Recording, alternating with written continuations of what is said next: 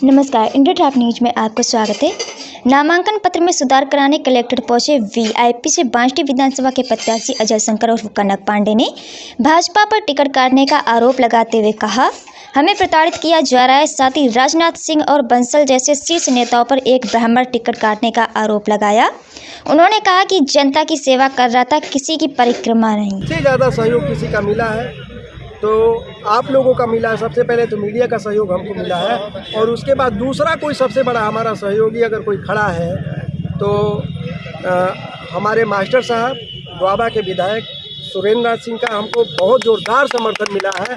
उन्होंने तो हमसे ये भी बोला कि आपको जैसे हमारी आवश्यकता होगी मैं आपके साथ खड़ा हूँ, अगर लाठी भी खानी होगी तो मैं आपके साथ खड़ा हूँ।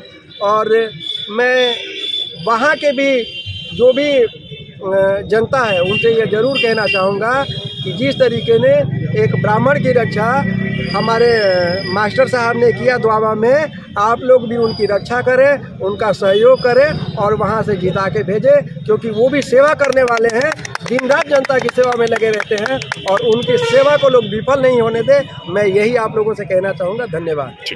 परिस्थितियां बनी थी और आज जबकि संशोधन का दिन था 14 तारीख, तो क्या हुआ आज? देखिए, जब मैं 11 तारीख को नामांकन करने आया, किस पार्टी से? वीआईपी पार्टी से, उस दिन से हमको लग रहा था कि हमको परेशान किया जा रहा है। लेकिन उसके बाद जब मैं आरओ साहब से मिला, पर्यवेक्षक साहब से, तो पर्यवेक्षक साहब से मिलने के बाद पर्यवेक्षक साहब ने बताया कि आप जाइए एसडीएम साहब से बात कीजिए, आपकी समस्या का समाधान होगा। और मैं उस दिन आके फिर एसडीएम मैडम से दोबारा भी मिला।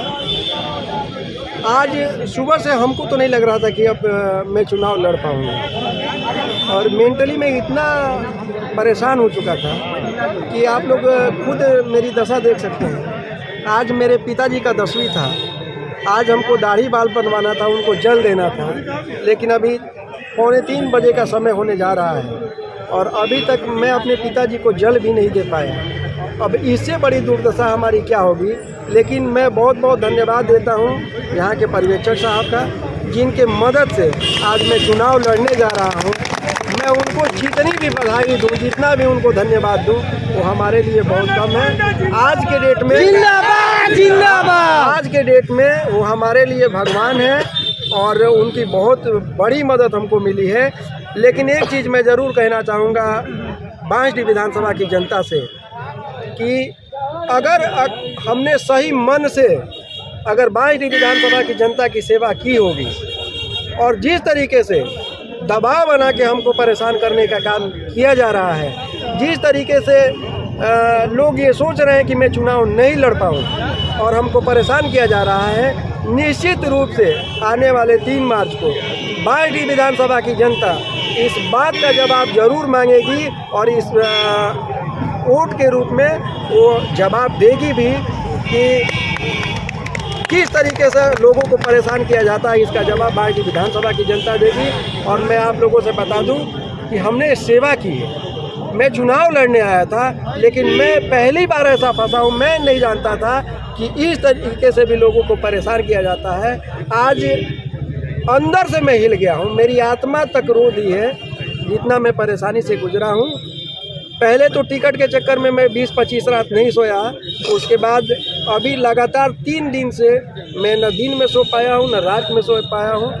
बिल्कुल चैन नहीं है और मेंटली हमको इतना टार्चर किया गया है, इतना टार्चर किया गया है कि उसकी कुछ भी सीमा नहीं है। ये आप लोगों ने खुद सुबह से देखा है और ज़्यादा इससे कुछ नहीं कहना है। इस बात का जवाब जनता जरूर देगी। हजार दर्द के बाद जो आज सुखद एहसास हुआ जब आपको ये जो कॉज जो लगाया गया था वो ख़त्म हुआ और आपको लगता है कि अब सब कुछ ठीक है, तो क्या किन मुद्दों के आधार पर अब आप लड़ेंगे चुनाव? क्योंकि बिल्कुल विकास के मुद्दे पे मैं चुनाव लड़ूंगा, जनता की सेवा के मुद्दे पे मैं चुनाव लड़ूंगा।